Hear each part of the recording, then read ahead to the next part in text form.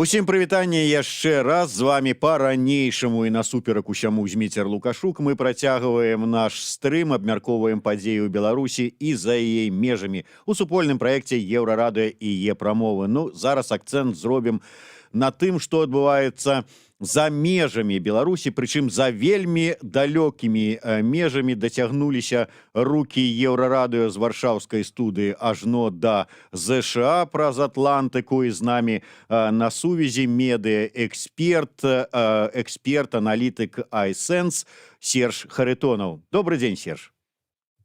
Вітаю, Зміцер. Даўно не бачыліся, даўно не чуліся, рады тебе чуць, нягледзячы на тое, што так далёка ты знаходзішся.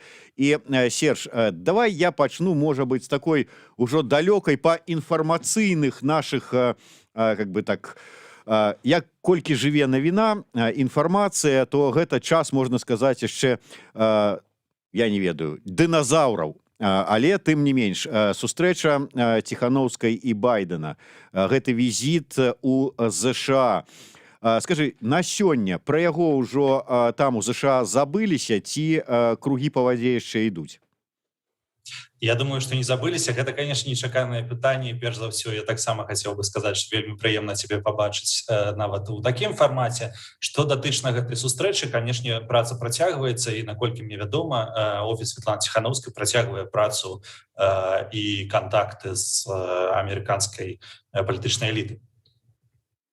Але ўсё ж таки мяне больш цікавіць, ну вот з'ехала яно, водгукі, так бы мовіць, па слядах візіту, ну, паціху там сышлі на не, але зараз, вот паколькі ты знаходзішся ў ЗША, як там ўсё ж таки у гэтым, ну, я не ведаю, эстэблішменце, у амерыканскім грамадстве, вот што можна чакаць нейкага пацягу? Вот нешта змяніў гэты візіт у, там, я не ведаю, устаўленне, нейкая беларуская павестка, яна больш надзённая, больш актуальнай стала для амерыканскага грамадства?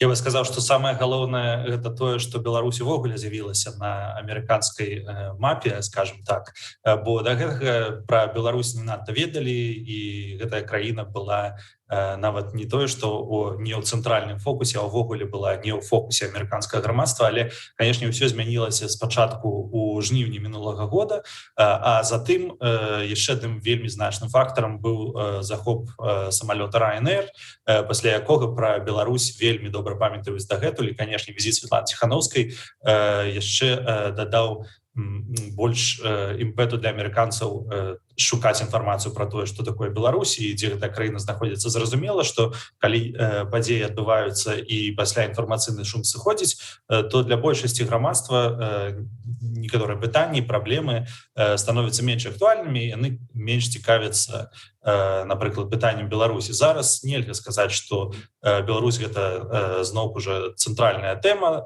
бо пасля візіту Ціханаўскай адбылося багата рэчаў, якія закранаюць амерыканцаў яшчэ больш наўпростава. Рэч, перш за ўсё, канешне, пра сітуацыю ў Афганістане, але пры гэтым можна адзначыць, што ў палітычным эстэблішменце цікаўнасць да Беларусі працягваецца, яна існуе, і заўтрашняя сустрэча Хельсінскай камісіі, якая не часта разбірае пытанні па Беларусі, а менавіта заўтра яна будзе разбіраць беларускае пытанне, гэта яшчэ адзін з доказаў таго, што Беларусь застаецца на палітычнай мапе эстэблішменту і людзей, якія занятыя у знешняй палітыцы Злучаных Штатаў і ва ўнутранай палітыцы таксама. Вось давай пра заўтрашнюю падзею, але, можа быць, таксама крыху здалёк.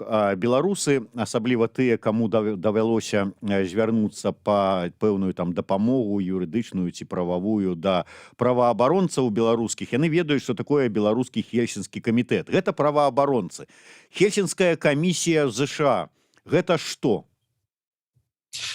Перш за ўсё, гэта дзяржаўная інстытуцыя, якая незалежная ад іншых органаў, і яна фарміруецца з людзей, якія прадстаўляюць не толькі розныя палітычныя сілы, але і функцыянальна розныя галіны амерыканскага, ну, можам сказаць, грамадства і ў тым ліку палітычных функцыянальна палітычных арганізацыяў ці інстытутаў. Гэта людзі, якія прадстаўляюць палату прадстаўнікоў кангрэса, людзі, якія прадстаўляюць сенат, і таксама прадстаўнікі дзярждэпу, міністэрства эканомікі і прадстаўнікі міністэрства абароны.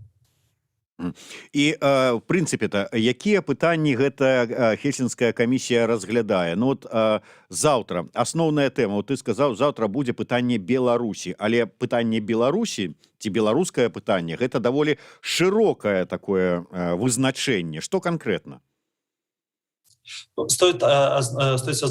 Необходимо азначыць, што Хельсінская камісія ўвогуле была створаная дзеля таго, каб разглядаць пытанне у галіне АБСЕ і таго, што адбываецца праз АБСЕ ці знаходзіцца ў павестцы АБСЕ. Наўпрост стварэнне гэтай арганізацыі было звязанае з фінальным хельсінскім актам 75-го году. І, канечне, перш за ўсё, галоўная рэч, якая разглядаецца камісіяй, гэта парушэнне правоў чалавека, сітуацыя з правамі чалавека, але і ўвогуле супрацоўніцтва з еўрапейскімі краінамі. І вось беларускае пытанне будзе разглядацца, зразумела, з пункту гледжання тых рэпрэсій, якія зараз адбываюцца ў краіне, і менавіта мая частка гэтай сустрэчы будзе звязаная з тым, што адбываецца ў галіне медыі, перш за ўсё у гэтак званых дзяржаўных медыях, якія хоць і называюцца дзяржаўнымі, але не выконваюць свае ўставныя функцыі і не працуюць у інтарэсах цэлага грамадства, а ў інтарэсах канкрэтнай фізічнай асобы. А што там адбываецца ў беларускіх гэтых так званых дзяржаўных СМІ? На што варта звярнуць увагу? Перш за ўсё, канешне, гэта мова варожасці, гэта тыя праграмы, якія распальваюць варожасць і якія ствараюць падзел у беларускім грамадстве. Мова варожасці, канешне, не мае ніякага усеагульна прынятага тэрміна, усеагульна прынятага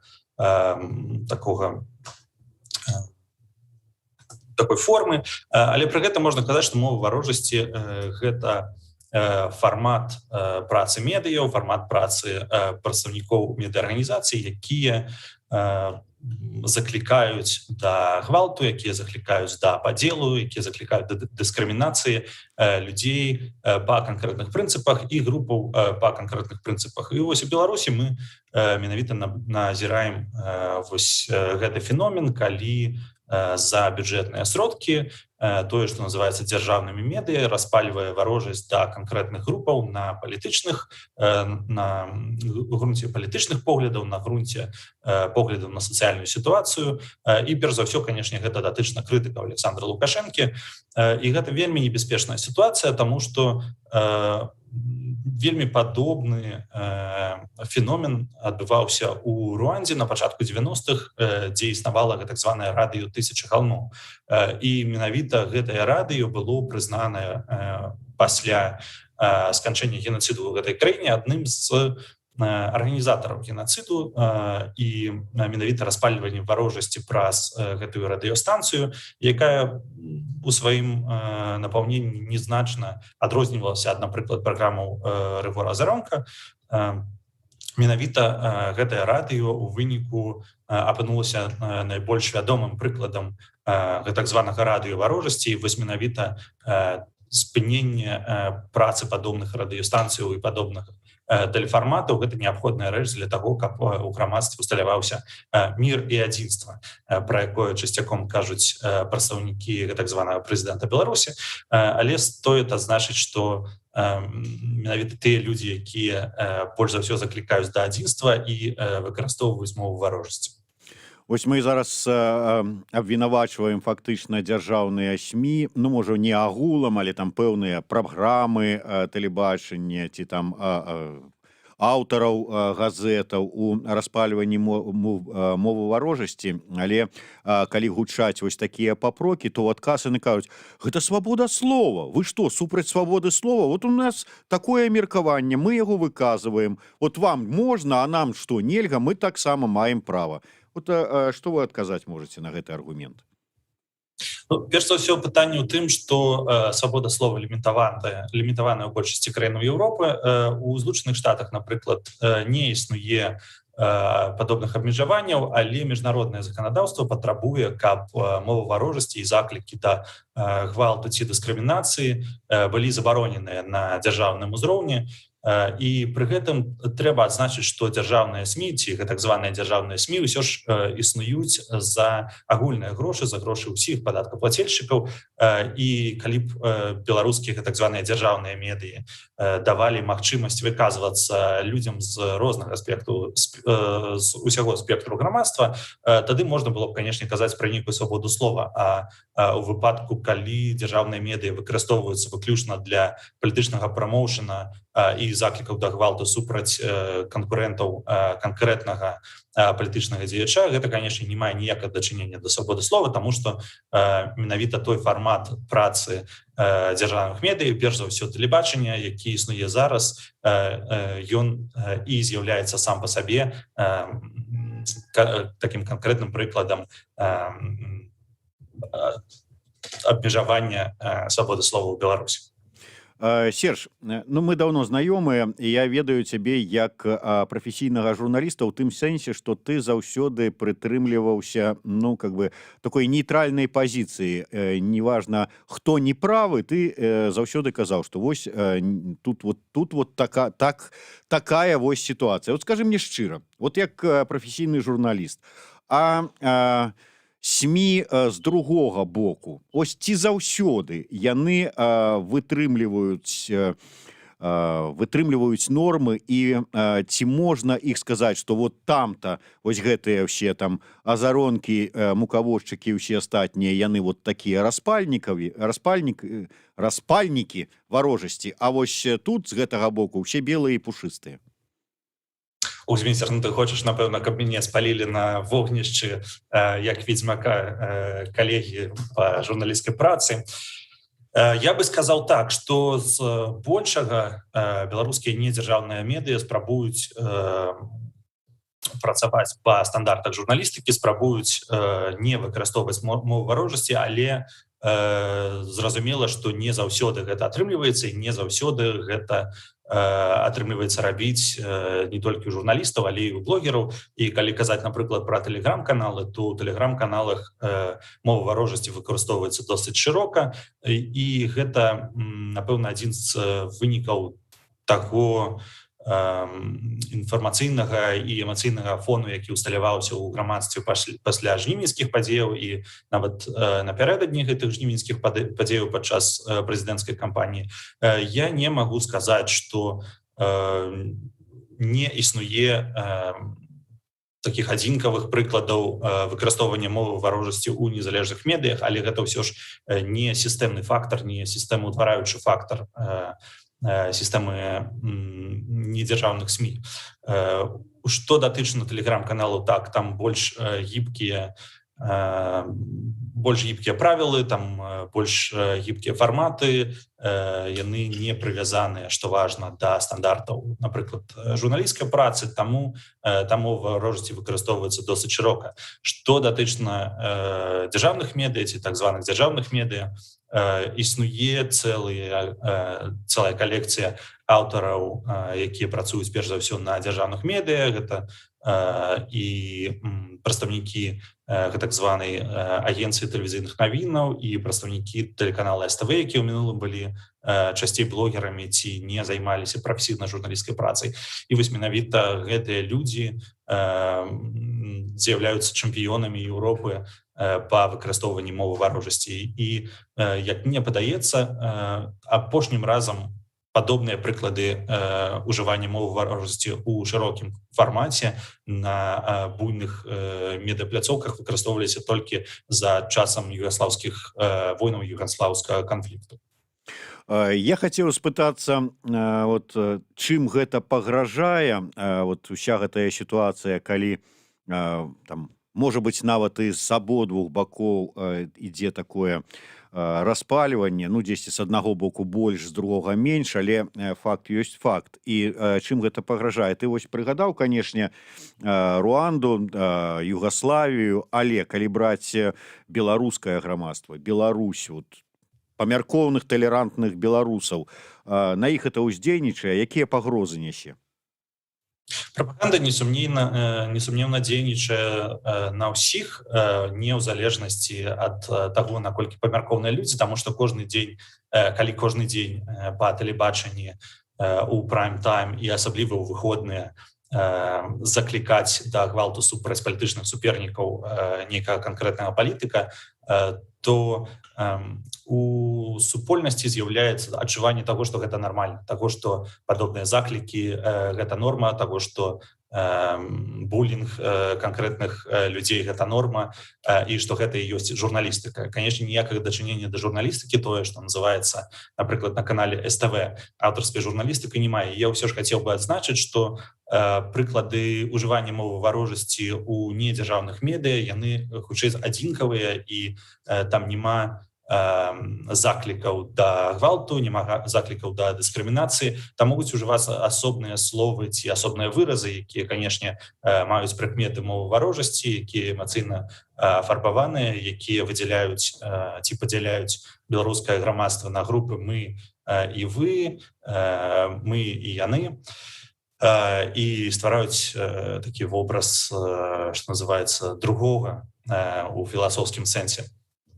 Але, канешне, гэта у цэлым досыць небяспечны працэс, і як бы мы ні казалі аб тым, што беларусы памяркоўныя, можна адзначыць і тое, што Югаславія доўгі час заставалася мірнай краінай без грамадзянскіх канфліктаў. Руанда таксама заставалася мірнай краінай да таго, як там адбыўся генацыд на сотні тысячаў чалавек.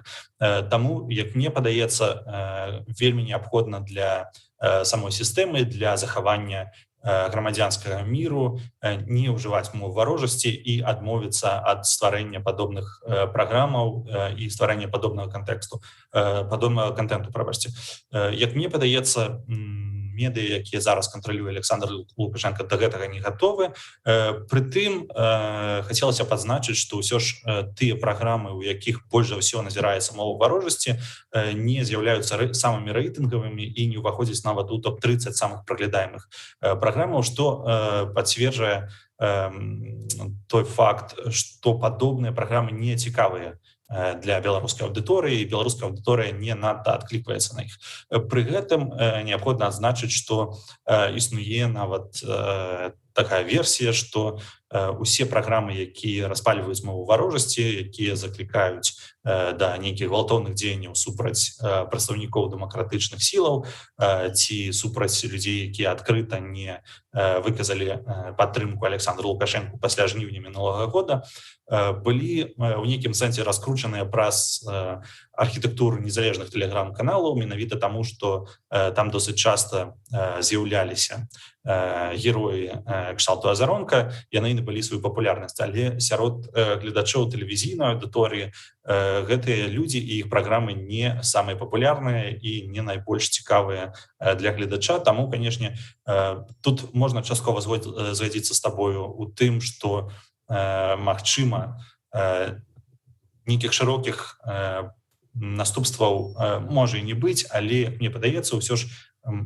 існаванне такіх праграмаў зніжае агульную планку дыскусіі ў самім грамадстве і робіць значна больш цяжкім прымірэнне людзей з рознымі палітычнымі поглядамі.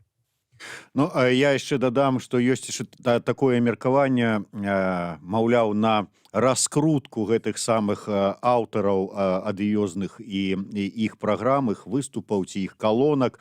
Вялікую ролю адыгралі самі незалежныя СМІ, ось, как бы паказваючы, хай сабе і з такім каментаром, што паглядзіце, якую бязглуздзіцу ці там якую ересь яны нясуць, але такім чынам как бы прыцягвалі гледачоў там ці чытачоў на гэтыя праграмы. Ну, можа быць, доля праўды ў гэтым таксама ёсць, але я пра іншае, можа быць.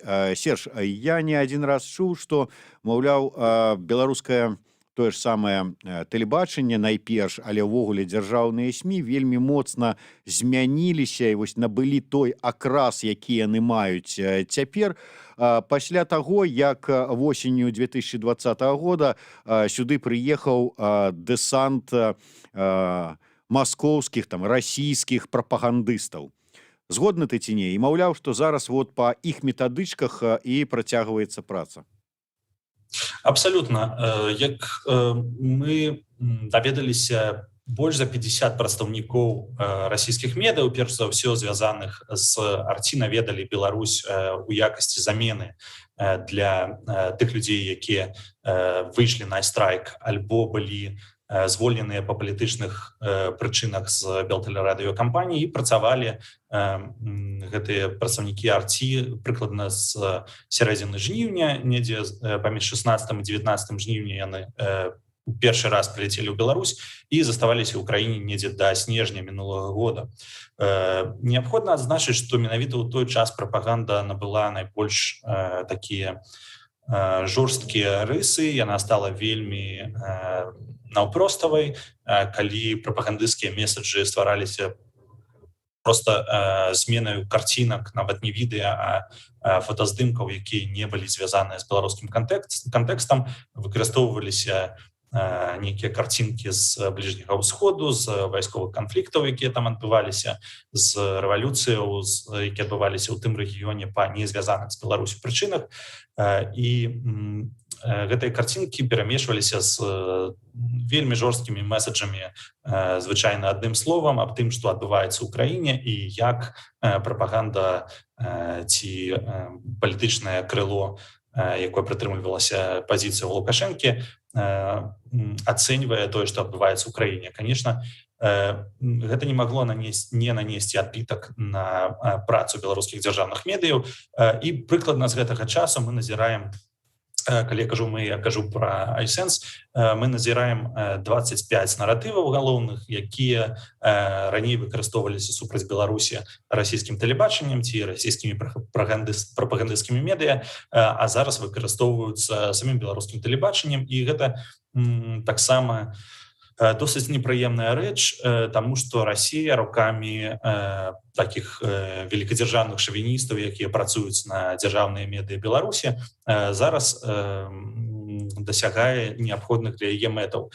Тут мы можам казаць і аб тым наборы экспертаў, якія зараз выкарыстоўваюцца, напрыклад, СТВ ці каналам Беларусь-1. Гэта нярэдка прадстаўнікі так званага рускага свету ці прадстаўнікі прарасійскіх такіх досыць радыкальных арганізацыяў, а таксама эксперты ці так званыя эксперты, якія раней адпрацоўвалі пытанні Украіны у прарасійскіх прапагандысцкіх медыа на тэрыторыі Еўропы.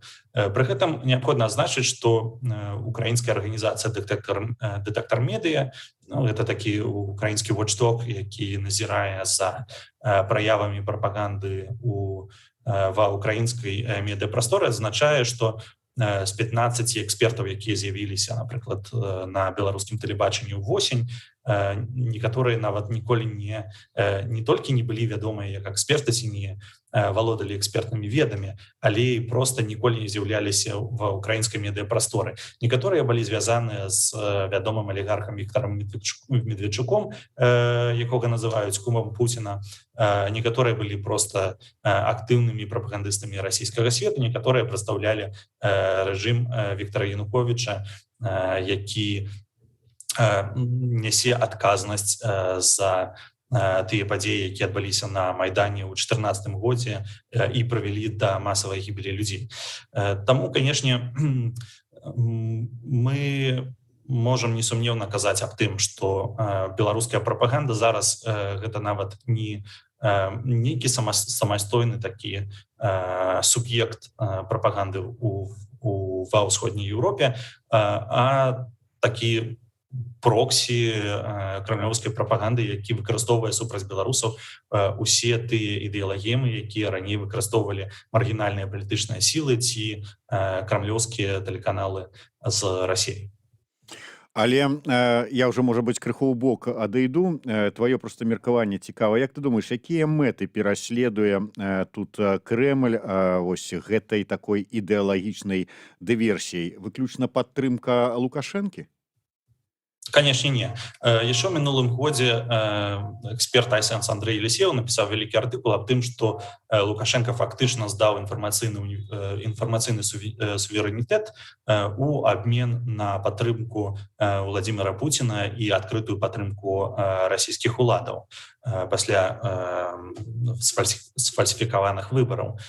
И, конечно, Кремль тут мае свае мэты. Гэтыя мэты гэта перш за ўсё фармаванне такой публічнай думкі з аглядкай на тыя ідэалагемы, якія распаўсюджвае Кремль.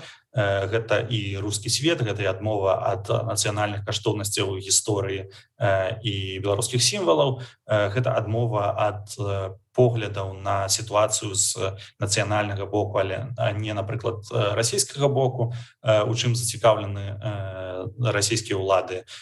І, канешне, гэта фармаванне ці перафарматаванне беларускіх дзяржаўных медыя у гэткія філіі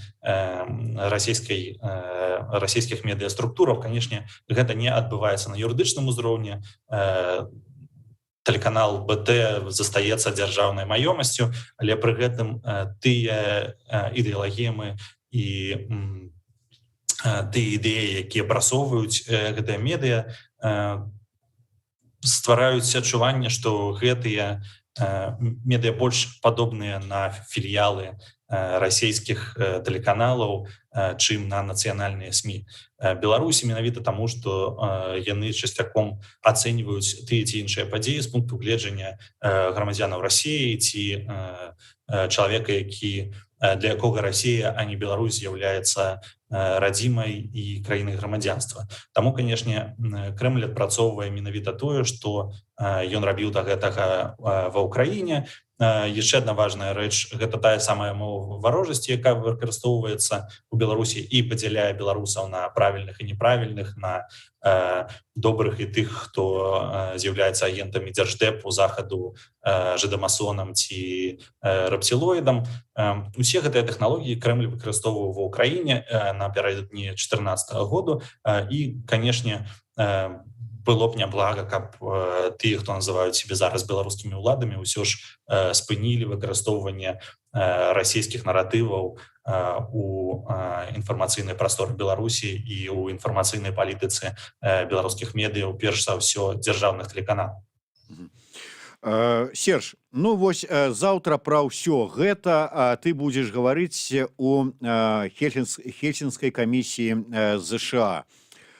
Тебе уважліва паслухаюць людзі сур'ёзныя, прадстаўнікі палітычнай эліты ЗША. Але і што далей? Справа ў тым, што апроч слуханняў таксама збіраюцца так званыя on-the-record testimonies, гэта паперы, у якіх удакладняюцца дэталі таго, што адбываецца ў краіне. Яны будуць дасяжныя ў адкрытым доступе для прадстаўнікоў амерыканскай эліты. І трэба адзначыць, што тыя людзі, якія працуюць у Хельсінскай камісіі, канешне, не робяць палітычных крокаў менавіта як прадстаўнікі гэтай самай Хельсінскай камісіі, але пры гэтым яны маюць пасады ў іншых галінах амерыканскай дзяржаўнай палітыкі, і гэта перш за ўсё Кангрэс, гэта, канешне, Міністэрства абароны і дзяржаўны дэпартамент. І трэба адзначыць, што тыя рэчы, якія агучваюцца на паседжаннях Хельсінскай камісіі, канешне, прымаюцца ў разлік пры фармаванні замежнай палітыкі Злучаных Штатаў і пры фармаванні новага заканадаўства. Хацелася б адзначыць, што людзі, якія прадстаўляюць Кангрэс у Хельсінскай камісіі, таксама з'яўляюцца, некаторыя з іх, не ўсе, але некаторыя з'яўляюцца прадстаўнікамі беларускага кокуса.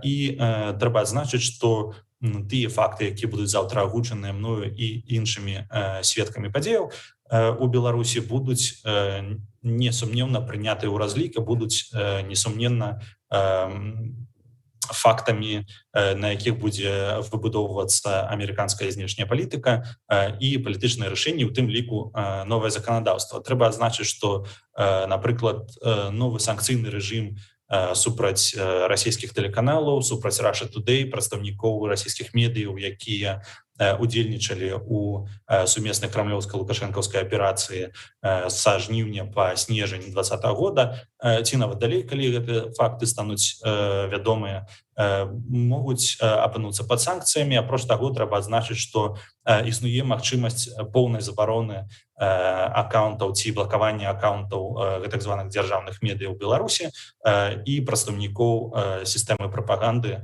менавіта з-за таго, што амерыканскія тэхналогіі ці тэхналогіі, на якія амерыканскія грамадзяне маюць уплыў, канечне, размова перш за ўсё пра YouTube, не павінны выкарыстоўвацца дзеля таго, каб распальваць варожасць у Беларусі, перш за ўсё, калі гэта варожасць, якая таксама можа азначаць прымяненне гвалту ці заклікі да гвалту супраць грамадзянскага насельніцтва. Гэта менавіта тое, што мы зараз назіраем на дзяржаўным тэлебачанні. Серж, ну і карыстаючыся момантам, ведаю, што ты там, можна сказаць, нагой дзверы ў Дзярждэп адчыняеш. Што можаш сказаць наконт будучых санкцыйных пакетаў, спісаў, ці як там іх назваць яшчэ? Чаго чакаць? Ну, я б, конечно, не казаў, што я маю настолькі важны ўплыў, але пры гэтым мы можам адзначыць, што ўжо ў снежні уступяць у моц санкцыі супраць Беларуськалі. Аб гэтым вядома, канешне, ўжо доўгі досыць працяглы час. Таксама мы чакаем 5-й пакет санкцый Еўрасаюза, пра які пакуль што, мне падаецца, яшчэ рана гаварыць, але можна казаць аб тым, што асноўная прычына з'яўлення 5-го пакету санкцыяў — гэта, канешне, не рэпрэсіі, а той міграцыйны крызіс, які быў утвораны Лукашэнкам на мяжы з еўрапейскім звязам. І тут мы назіраем рэалізацыю такога тэзіса, які досыць часта гучыць у палітычна ангажаваных колах, што Лукашэнку нават не трэба спыняць, ён сам сабе дапаможа. І вось гэта той самы прыклад, калі ён сам сабе дапамагае атрымаць новыя санкцыі, сам сабе дапамагае яшчэ больш зменшыць магчымасці ці нават нейкія шансы, калі яны нават і былі, на тое, каб мець хоць нейкі дыялог з Захадам, нават не для яго самога, а для ягоных прадстаўнікоў з так званага ўраду ці нейкіх іншых асобаў, якія знаходзяцца ў ягоным падчыненні. Што датычна амерыканскіх санкцыяў, пакуль што не ідзе размовы пра нейкія канкрэтныя крокі на працягу бліжэйшага месяца, але я думаю, што да снежня, магчыма, з'явяцца нейкія навіны датычныя новага санкцыйнага рэжыму ці нават хутчэй запаўнення тых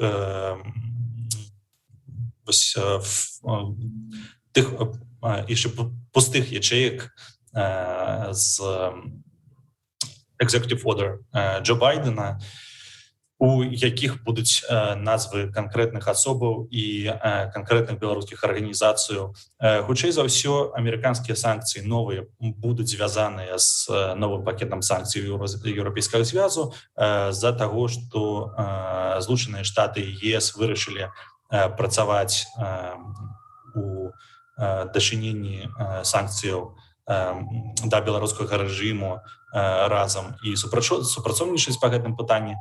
Таму я думаю, што да канца гэтага года з'явяцца нейкія навіны аб пашырэнні санкцыйных мераў супраць рэжыму Лукашэнкі з боку Злучаных Штатаў. Дзякуй вялікі. Ну вот сірена акурат такі да месца была. Тут вы, можа быць, нашыя гледачы звярнулі ўвагу, аператар не паспеў адвесці камеру, бачна было, як я паглядаю у бок. Справа ў тым, што да нас ужо завітаў наступны госць нашага эфіра, гэта Сергей Дылеўскі. Будзем размаўляць з ім пра усебеларускую забастоўку, наколькі гэта рэальна. Да цябе, Серж, на заканчэнне, коротка, калі можна, адным сказам. Як ты лічыш, вось кажуць, гэтае недапамілаванне, якое там Лукашенко здзейсніў, 13 палітвязняў адпусціўшы, гэта такі намёк захаду, маўляў, я гатовы да пачатку перамоваў. ЗША как бы адрэагуе, пагодзіцца на такое? Не думаю, гандлю ніякага не будзе, і памілаванне для людзей, якія просто выкарыстоўвалі свае грамадзянскія палітычныя правы, гэта, канешне, такая семантычная, выключна семантычная з'ява, калі таталітарнаму рэжыму патрэбна неяк абгрунтаваць тыя крымінальныя дзеянні, якія ён робіць. І я не думаю, што нейкі дыялог ці нейкі гандаль будзе зноўку прыняты як норма для дыялогу паміж Захадам і Беларусю. Гэта на дадзены момант немагчыма, і я не бачу ніякіх прычынаў, каб гэтая сітуацыя памянялася. Дзякуй вялікі, Серж. Я нагадаю, што з намі на сувязі з ЗША быў Серж Харитонов. Абмяркоўвалі мову варожасці у інфармацыйнай прасторы Беларусі. Зміцер Лукашук быў з вамі. Праз 20 хвілінаў у гэтай студыі сустракайце Сергея Дылеўскага. Працягнем наш панядзелак эфірны. Дзякуй.